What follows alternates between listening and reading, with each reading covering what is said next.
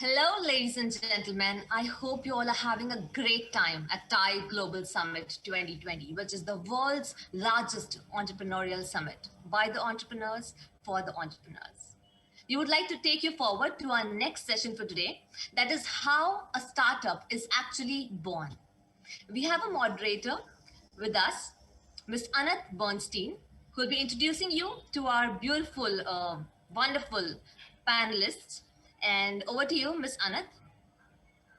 Thank you. Thank you. Welcome, everyone. I'm thrilled to start the first session about Israel for today. Our session today is the Startup Nation, how a startup nation is born. And I brought with me today only friends. We have with us here Dr. Ron Malka, the ambassador of Israel to India. We have with us Mr. Srijit Mishra from the Aditya Birla Group.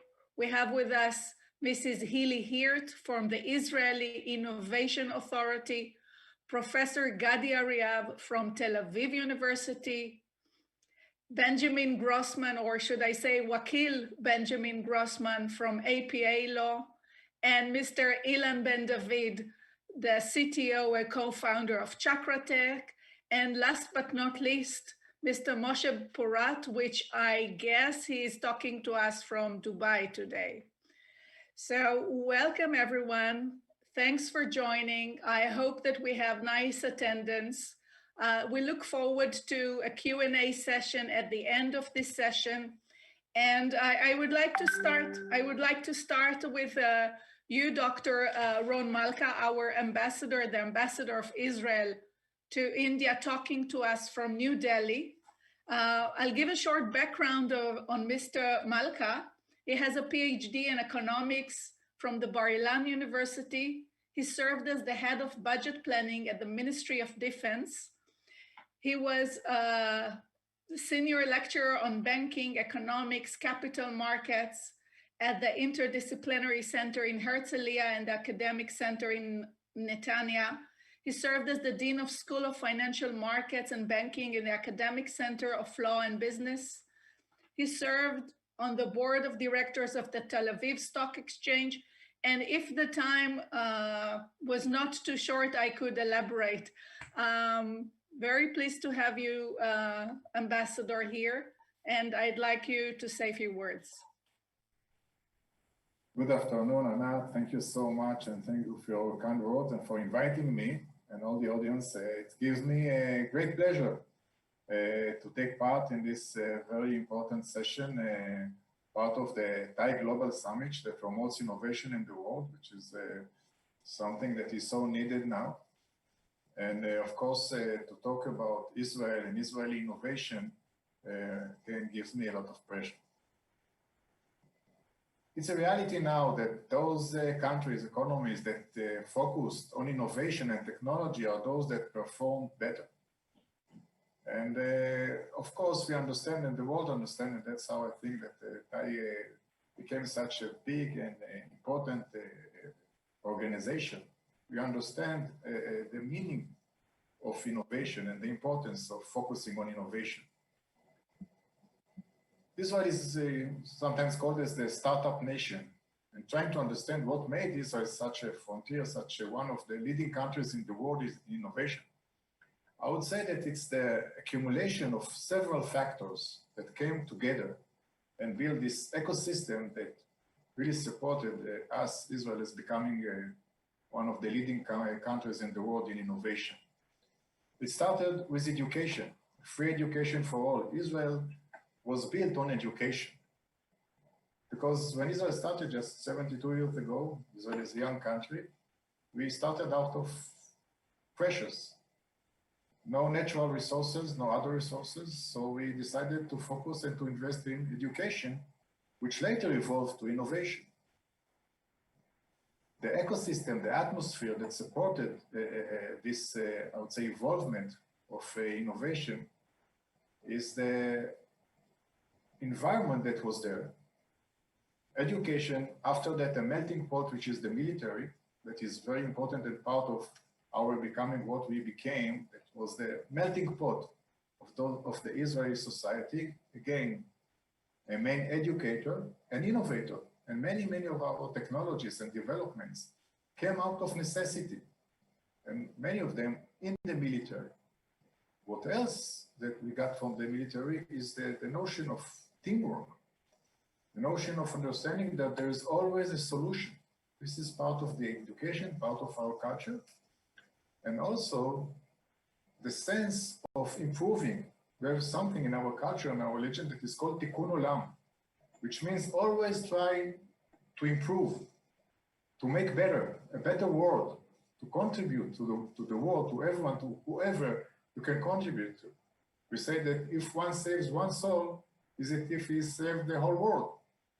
So with this notion, and I would say this commitment, teamwork, knowing how to work together, how to support each other, really made this I would say, ecosystem that evolved to innovation, creativity, adding to that the sense of, I would say, self-determination, what we call also chutzpah, which enables everyone to question the seniors. It's okay. It's tolerated in Israel. The idea, the notion that failure is not something to be ashamed of, that it's okay. If someone fails out of innocent intentions, it's okay. Let's try again. And if we just look now and see who are those that most, I would say, prominent innovations are those that in the past failed again and again, but eventually with the support of the society and making them feel okay with themselves, although they failed, brought out with those new path-breaking initiatives. So the accumulation of all this, added with optimism, and the notion that there's always a solution, never give up. There's always a solution. If you don't find a solution for any problem, it's not because there isn't a solution, but maybe you didn't look enough, so try again. And this multi-optional thinking and creativity, we became what is called now the startup nation. I can elaborate about that more because it's not only the ideas and the innovation, but how we cultivate those new ideas and bring them with something that can be implemented yet, later to very, I would say, contributing systems and equipment and, of course, other uses. This is something that we can elaborate more. But if I need to just to give the sense of it, so this is about accumulation of these factors that are just. Thank you so much. Thank you, Dr. Malka.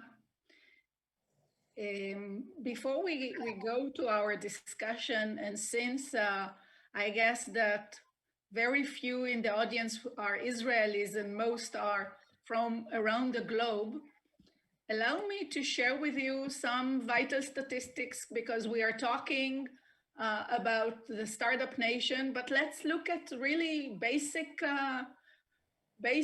essentials. We are only 9 million people in Israel. The GDP reaches the $390 billion. And I'm using the GDP growth rate, which is BC. BC is a new term which said before COVID. So before COVID, our growth was over 3%. The inflation rate was touching 0, and the unemployment rate was touching the 3%. We don't have the figures for 2020, and I hope that we will be back to the 2019 figures as we come out of this COVID. Another thing that I want to show you is how our country looks. It's a tiny country on the Mediterranean, bordered with Egypt, Jordan, Syria, and Lebanon. In the south part, we are almost touching Saudi Arabia, and this is our neighborhood. It is actually, in a way, an island because most of our trade is via air or sea, but not via land. And that's important to note. I'd like to pass the mic to you, Professor Gadi Ariav. Professor Gadi Ariav is a professor of management at the Tel Aviv University. He has over 50, nearly 50 years, since the age of 5, I guess, of experience in teaching information technologies and systems in organizations. Previously, he headed the Max Perlman Center for Global Business and served as the founding academic director of the business consulting in the MBA program. For the Indians of us, he is a resident scholar in the IIM Bangalore, spending more time in the recent years in Bangalore rather in Tel Aviv, and also in the Center for Research. And if he is not in India, he spent time in the Center for Research in Technology and Innovation in the Kellogg School of Management. He holds PhD in decision sciences from Wharton School, University in Pennsylvania. Thank you, Professor Ariav, for joining us today. And I'd like to start the questioning, the panel. Please do. What, according to you, are the major drivers that makes us the startup nation? Okay, so thank you, Anat, for the sort of generous introduction. And you know, I'm sort of fond of T-shirts, but in the morning I had a sort of a dilemma whether to wear the IIM Bangalore T-shirt, the Tel Aviv University T-shirt, and so on. I decided to take something neutral, but still, according to the informality of the Israeli culture, I sort of picked up a sort of a neutral T-shirt. Okay, to your question, that's actually building up on what Ambassador Ron Malka has said, and maybe that demonstrates the the role of academics. I will sort of try to relate analytically and very succinctly to what Ron has said, and said it's actually a historical development of the consolidation or the crystallization of an attitude, propensity, if you will, maybe cultural DNA, okay? And the sentence that describes it, and if you have time, we'll elaborate, otherwise, TAI is an ongoing organization, so people can reach out and further the discussion. As Ambassador Malka has indicated, it was driven by necessity, okay? No doubt. It was fed by military experience. So the military experience has in the past, it's interesting to see the dynamics of it, it was building up certain attributes of character which are feeding the Israel startup nation phenomena. And I'll mention one more word about that. It was marked by attitude of Jewish irreverence, I would say. Nothing is sort of set in cast in stone. And people don't realize that the name Israel is actually the Hebrew for fought with God and won. So we challenge authority, and that comes up as the ambassador mentioned the propensity to innovate. Yes, we don't accept. I mean, we're able to imagine. And if I go back to a conversation with Tom Friedman, he pointed out to me way back that maybe it's not the startup nation, but the Imagi nation, in the sense that he has never felt bombarded with so many ideas as he feels in Israel, any observer of India and Israel. And that's sort of a point to pick up. It is enabled, as was mentioned before, by resilient and sort of a unique acceptance of failure, informality, and sort of relaxed attitude toward hierarchy. It is made imaginable by sort of legacy of entrepreneurship. The entire country is sort of the entire Israeli project is about 50 years old. The country is 70 years old. So that has sort of empowered it. Was supported by the public policy, and we have Hilly Hirt with us. We have the ambassador. There is state funding, which is crucial in certain stages, and academia, which I may relate to that later when we get to talk about it. And finally, enhanced by cultural diversity. And that's where I bring up my twin granddaughters who have, you name a gene source, they have it, including India, to the delight of my Indian friends sort of recently. So that is the sort of direct answer to your question, Anat, and I will sort of be disciplined. If you want me to say, okay, good. What did you say, Gadi?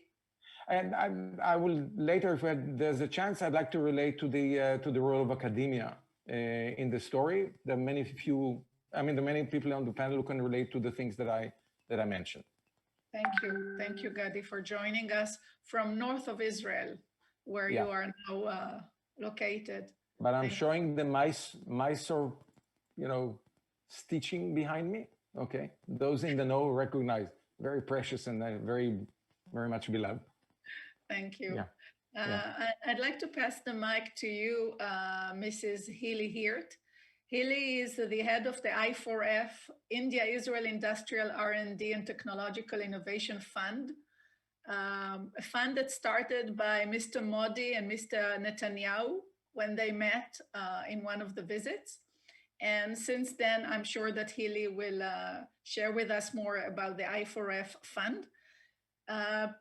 Previous to being with the Innovation Authority, Hili was the Director of Strategic Initiatives with the Pierce Program for Global Innovation, taking Israeli innovations to developing countries. And prior to that, Hili was the Commercial Officer at the Indian Embassy in Tel Aviv. So she knows India quite well. I think that you're also a graduate of the East Asia Studies in the Tel Aviv University, and you speak some Hindi. So Hili... Tora. So Hili, I'd like to pass the mic to you and ask your opinion about what are the drivers from your perspective, and also please elaborate a bit about the I4F. I'm sure that all our audience today will be happy to take part in the I4F program and other programs that the Innovation Authority is offering. Great. So firstly, thank you for letting me be part of this fantastic event and panel. Just a word for those of you who haven't heard about us, the Israel Innovation Authority.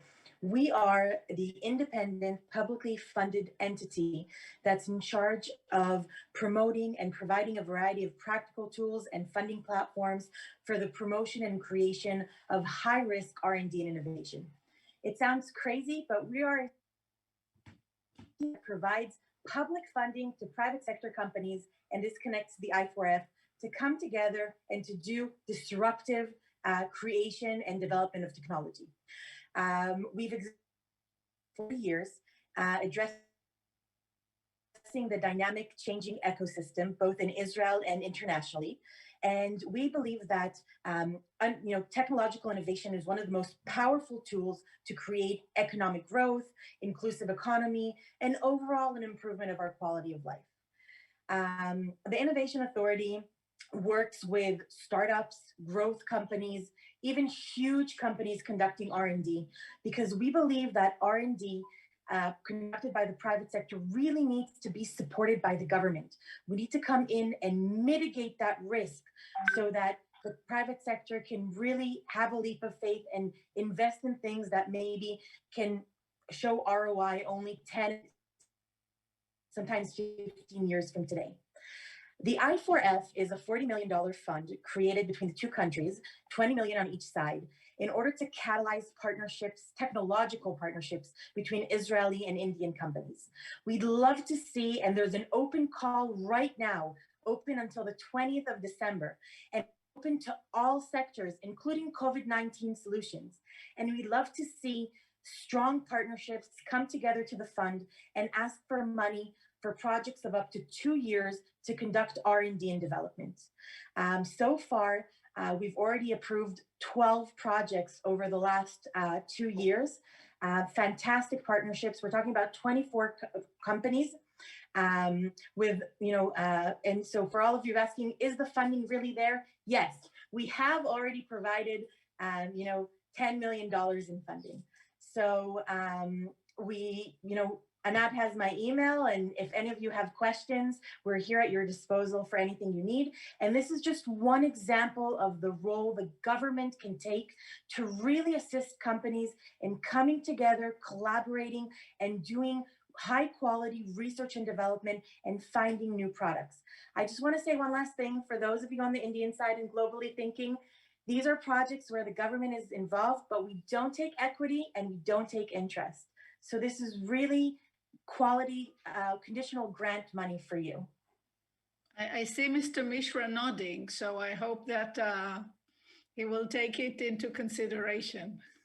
Yeah, I'm going to take Mr. Mishra for a conversation after and see how we can collaborate, because the Innovation Authority loves collaborating with multinational corporations that have a cutting edge view like Aditya Birla, and we'd love to see if we can take the conversation forward.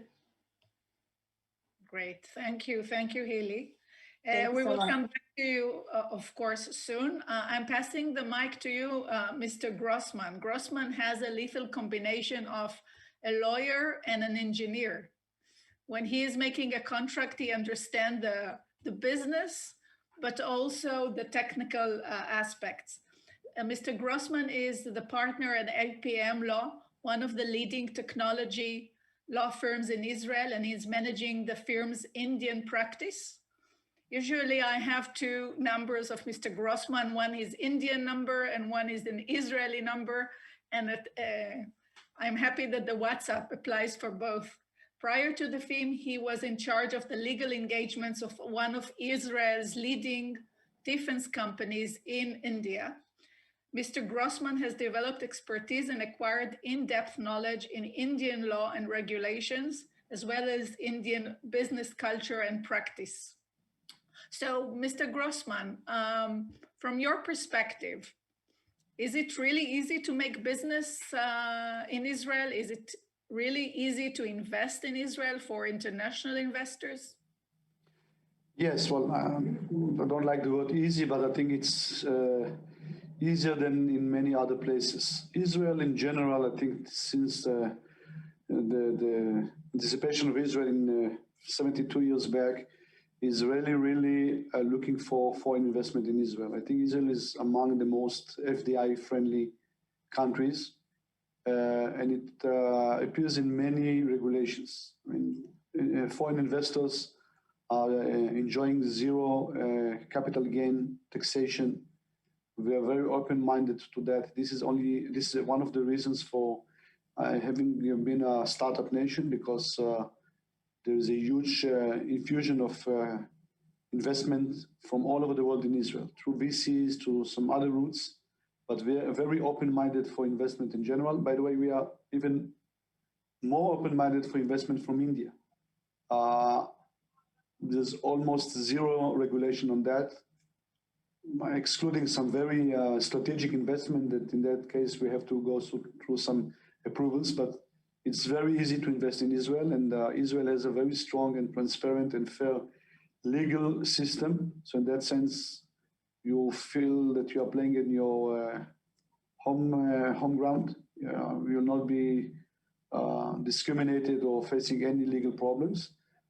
Sure, there are some, cultural gaps that has to be bridged, but this is something that is can easily be done. We are open-minded. We are very curious to learn the other side. So in that sense, Israel is great, and we are very, very informal in the sense that we are very open in our communication with foreigners. And see what happened just recently with the UAE. I think that we have signed the Abraham Accords 2 weeks back. Now all the flights are from both sides already fully booked. 60 flights a week from Israel to the Emirates. Yes, yes. So it's something, and this is something that can be learned. And by the way, it's going to be more and more with more countries. So in that sense, yes, Israel is very friendly for investors. Again, you have to follow the rules. Easy doesn't mean that it's a jungle. You have to follow the rules, but the government is very supportive to that. By the way, I think that the relations between the government and the entrepreneurs is like the relations between me and my kids. We say, give us the money and don't interfere beyond that. So the government does not interfere. What Hilly says is very true. They don't take equity. They don't take major decisions. If you fail, you don't have to give any personal guarantees for that. We are encouraging people to fail in order to land for the next round. That's it. So in that sense, somebody tell me that Israel is the Disneyland or the Wonderland for all the investors and innovators, and I totally agree with that. There's some paperwork to do, but that's our goal here. Just yesterday on the Marker magazine, I saw news that investments in startup in year 2020, and you know what happened in 2020, still investment in startups grew by 25%, according to Startup Nation Central, and it will reach 10 billion this year. It's quite interesting to see that even of the lockdowns and the slowing economy, investments are booming, and this is very encouraging. Israel is still maintaining its #1 rank in investment in R&D all the years, and I think this is the main driver for us as a startup nation. But I think the term startup nation is a little undermining. It's not only startup, it's innovation all over the world. There's in the huge corporates, in-house investment in R&D, encouragement always to reinvent yourself. It's not just the startups. The startup is one very, sexy way to say it, but it's much more beyond that. It's much more beyond that, and only when you come to Israel you can understand. On the WeWorks, there are lots of energies. Thank you, Mr. Grossman. I'd like to pass to our representative in Dubai, I guess. Mr. Porat, you can turn on your camera. I see that you are driving somewhere. Are you going to the airport in Dubai? I was wondering if yet, you join us. Not yet, but again, this is part of the thing that I'm part of the Israeli delegation that arrived a couple of days ago to a huge conference in technology in the UAE with additional 60 countries. So it's amazing. This is my first time in Dubai, and to see the friendship and the transparency to meet one another and to be joining forces towards innovation technology. So it's amazing. I just didn't present you properly, Mr. Porat. So Mr. Moshe Porat is the CEO of Mesh Lab. He specializes in establishing innovation centers and centers of excellence and accelerators. Presently is VP of Operations and Head of AI in the Center of Excellence in the Road to Haifa, the Center for Entrepreneurship in North Israel. He lectures a lot about entrepreneurship and employment alternatives, teach teenagers technology and entrepreneurs, and on, very known here in the scene of acceleration and incubation. So Moshe, I want to hear your angle about what makes Israel the startup nation. And I think at the beginning we are very stubborn, fellows. So if we have a mistake or if we have any solution, any problem, we need to find the right solution for it. This is part of our DNA. In addition to this, we have the Jewish mother tradition that you need to be well educated and you need to push hard in order to succeed.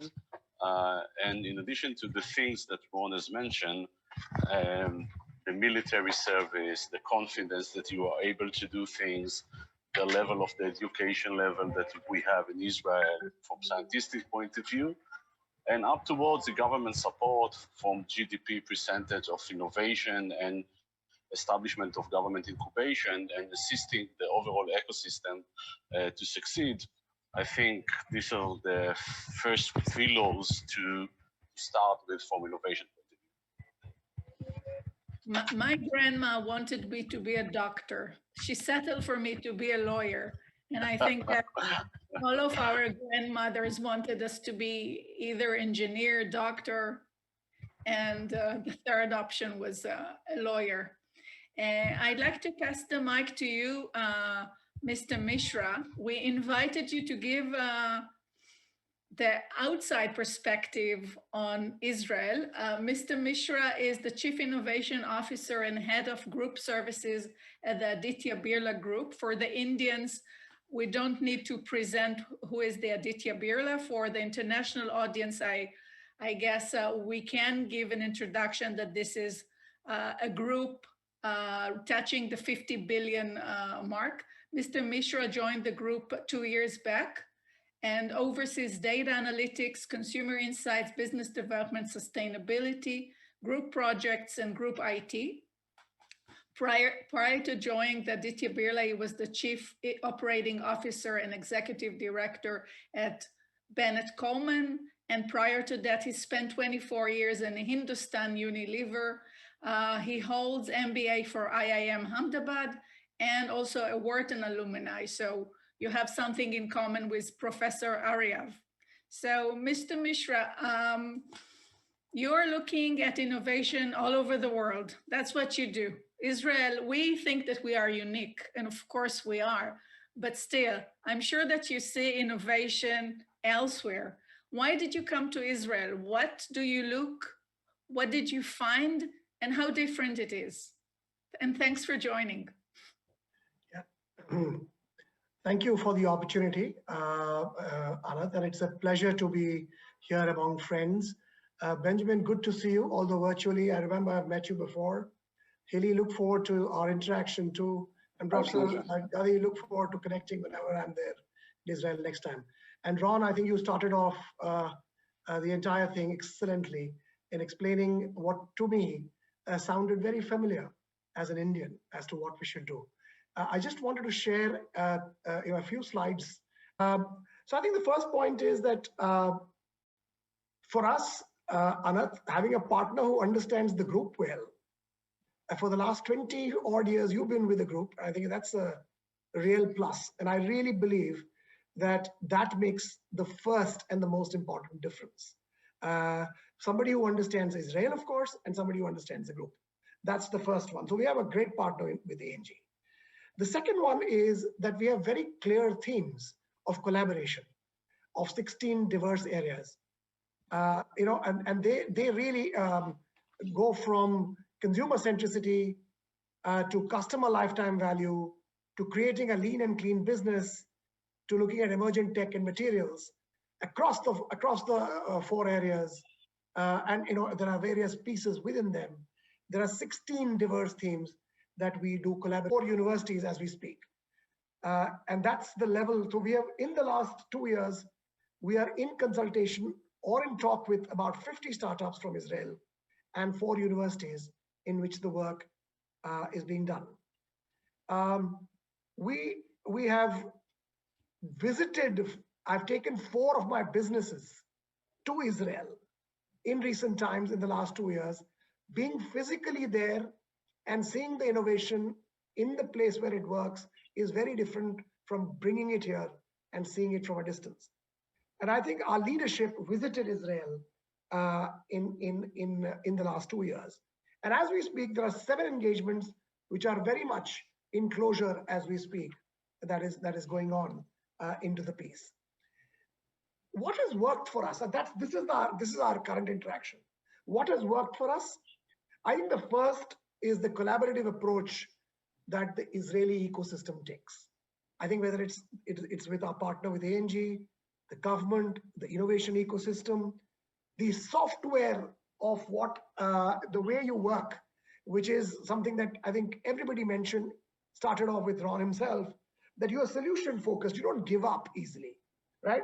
Failure is okay, it's okay to fail, it's fine. Nothing is impossible. Open atmosphere, right? What you see is what you get. It's not that you think something else and say something else. And that's brilliant, because for us, it's important that we must have a partner that is speaking exactly how he or she feels. The second piece that works for us, apart from the collaborative approach, is innovative solutions and the areas of relevance. And I talked to you about 16 areas that we are looking at in terms of where the area of relevance is. The third, of course, is a natural synergy between India and Israel, and you know that. It's just the way starts with the software. We are made in very similar ways. When you were all talking about how you wanted to be an engineer, doctor, or a lawyer, pretty similar.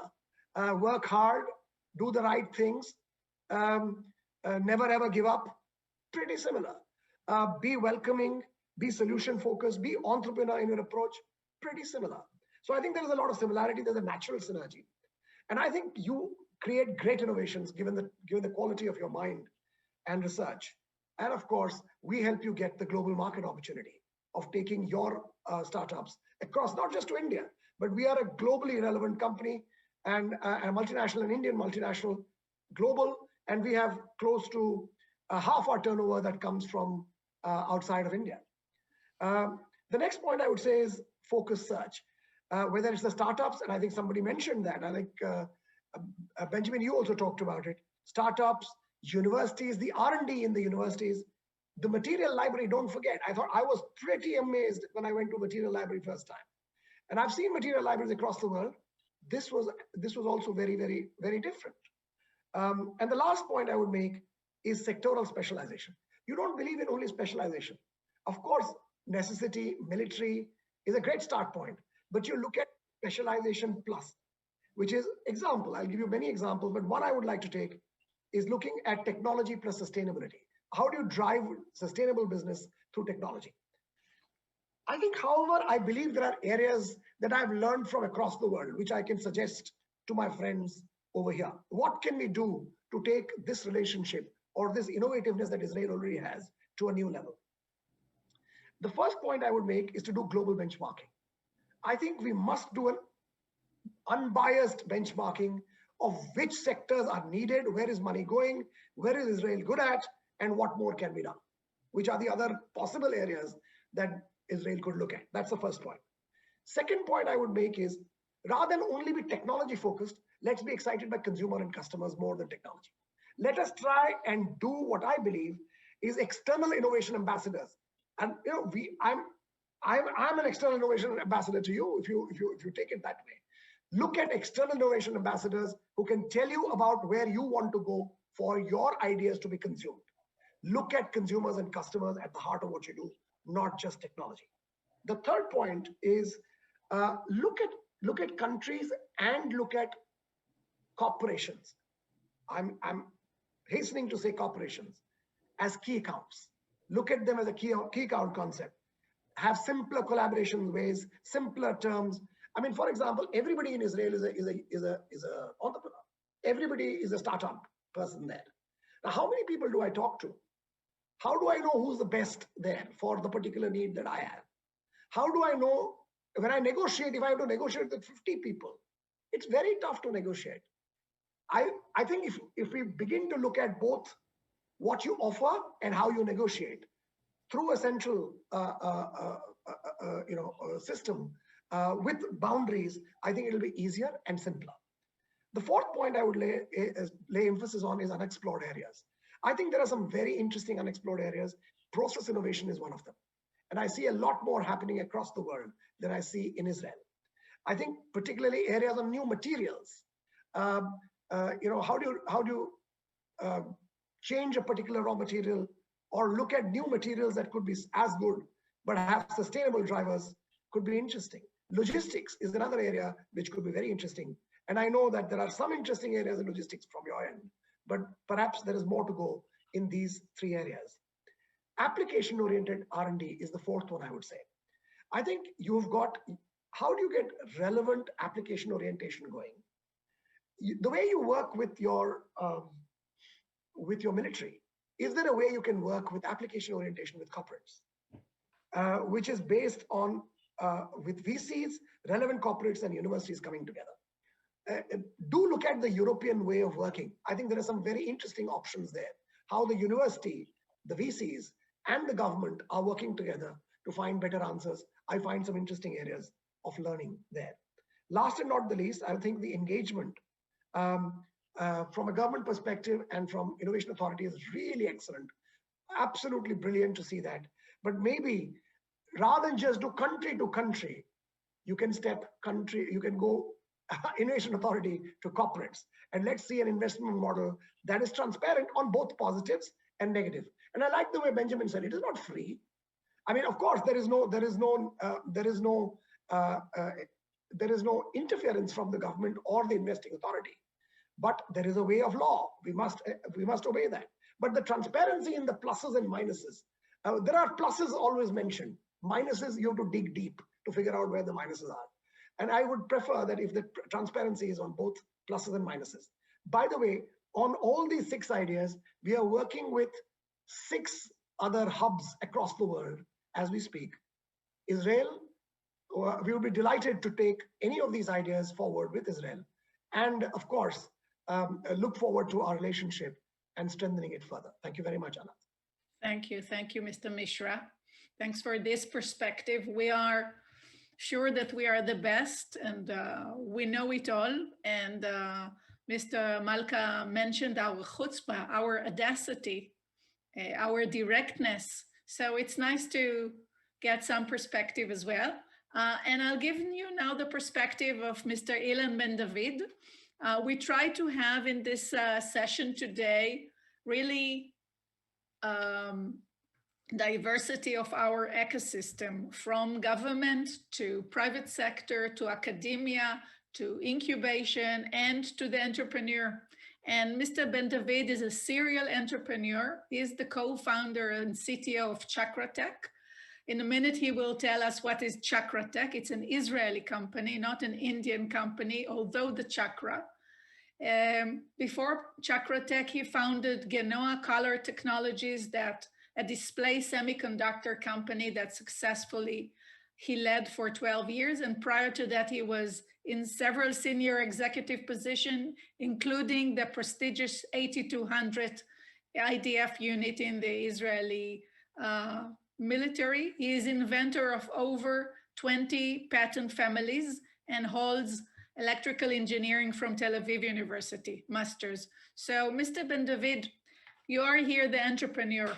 Can you tell us a bit, in few words, what is Chakratech? How are you going to change the world? And then I'll take it from there. Unmute. Here. Okay. So Chakratech is it's an energy storage company with a very specific target to support fast electric vehicle chargers deployment all over the world. Of course, we all use that in a gasoline car. We refuel the car in 3 minutes and we go for 4 hours. There's an issue with electric car that charging takes a long time. So fast charging was developed. Currently, fast charging charges your battery in about half an hour. Hopefully, it will go to 15 minutes soon, and in the end, maybe 5 minutes. However, the power that you need for the charger is very, very high. And there's a problem to install those chargers in areas which are far from the high voltage line. So we developed a very unique local storage system that takes slowly energy from the grid, from the weak grid, and support those fast chargers. So the driver can come, charge his car, and drive away. Typically, we use batteries to store energy. The problem in this application is that it has very high power and many cycles per day. Batteries, as we know them, they degrade very, very fast if you cycle them. And we store energy in rotating wheel. It's called flywheels. And that's why the chakra in our name. And the advantage of flywheels is, A, they have infinite, I would say unlimited amount of cycles. And there's no degradation all over the full lifetime, which is very long. Additionally, it's a really green technology, very low carbon footprint, and very easy to recycle. As you know, with batteries, recycling is a big issue. So this is, we right now deployed in Europe, and we are looking into the Indian market. The Indian market is now moving into tenders related to fast charging. and there's a lot of interest in the Indian market in the company. So Ilan, you're a serial entrepreneur as this is the title. One is an engineer, as we said, one is a doctor, and you are, when your kids say what is the profession of their father, they say serial entrepreneur. So what in our ecosystem made you a serial entrepreneur? What is the driver? First of all, I don't like bosses.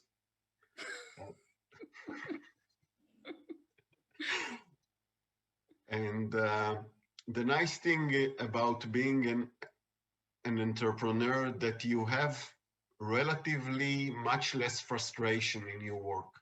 You have a lot of difficulties and hardship and hard work, but you have no one to complain to except yourself. And I think this is the reason I chose to be entrepreneur. You know, we all, before going into the market, I was in the army.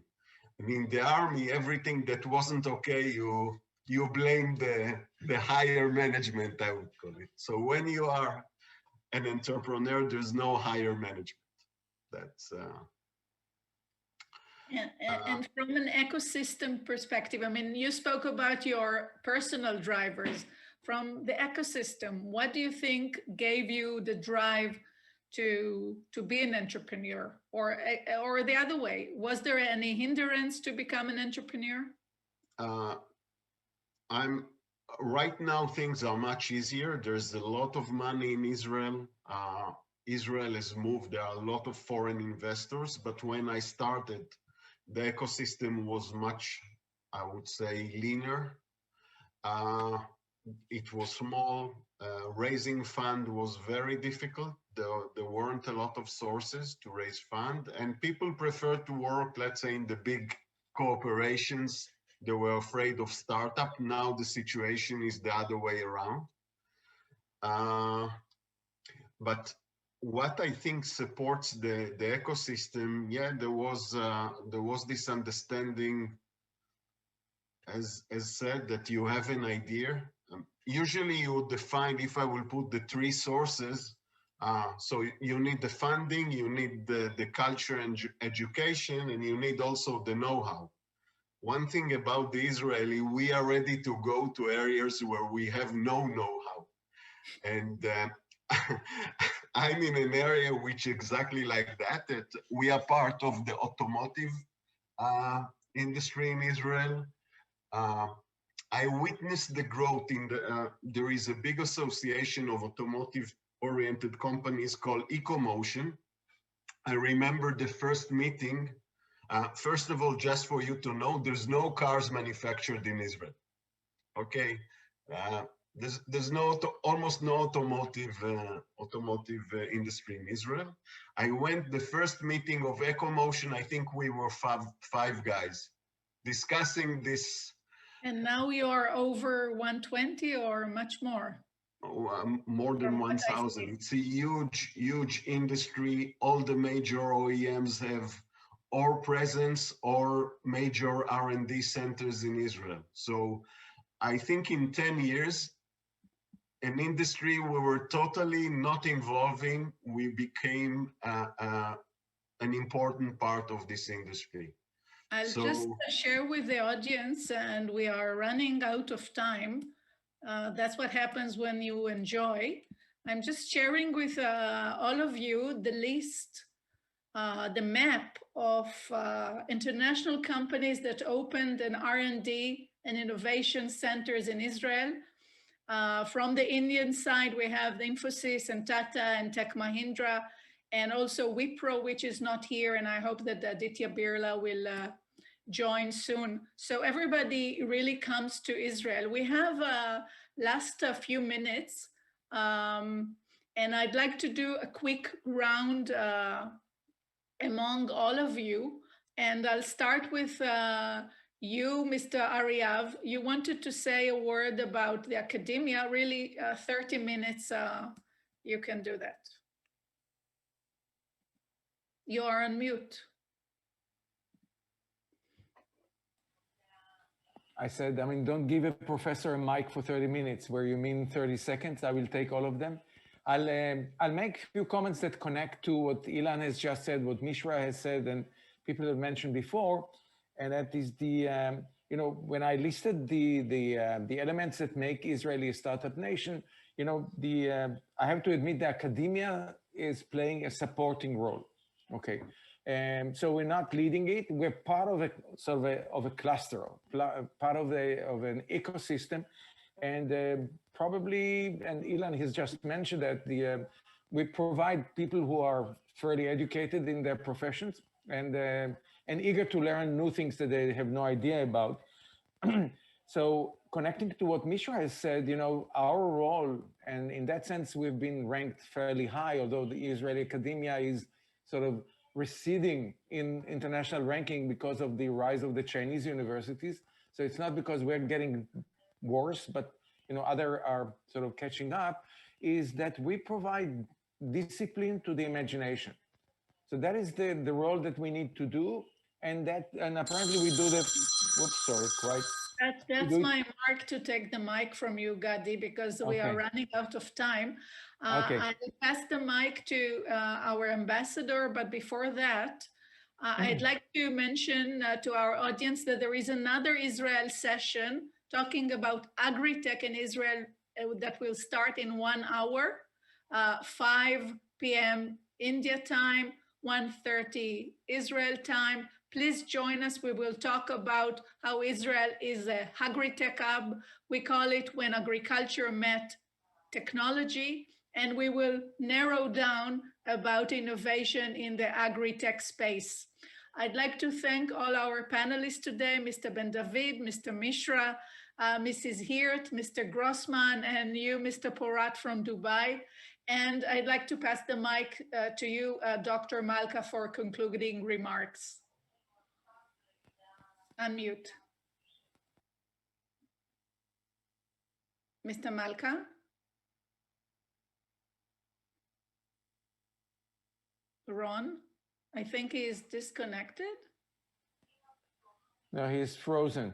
He's frozen, unfortunately. Okay, so I'd like to, and that's really a pity that he didn't join us. It was a short panel. I mean, how can you talk in 1 hour about a country that was established 72 years ago with history of thousands of years, which builds into what we are now? I hope that you find it useful. I'm sure that we haven't covered all the building blocks of this startup nation, but still you got a glimpse into what is Israel. Here is Mr. Malka joining us. I hope that he will. Once this COVID ends, we welcome all of you to come and see for yourself.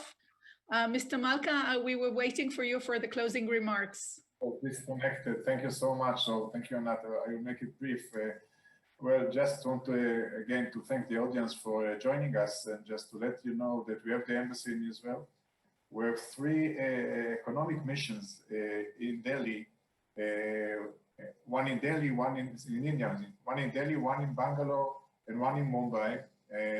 Very easily to approach them and engage with Israeli company startup, look for any solution that joint venture with any Israeli company or startup. Please approach us and we will be willing to do so. This is part of our mission here, and just to do as much engagement as we can between those precious friends, Israel and India. So thank you again for inviting me. Thank you all, and look forward to seeing you in 1 hour in our next session, when how to Photoshop a crop. That's the title of this session. Thank you all. Have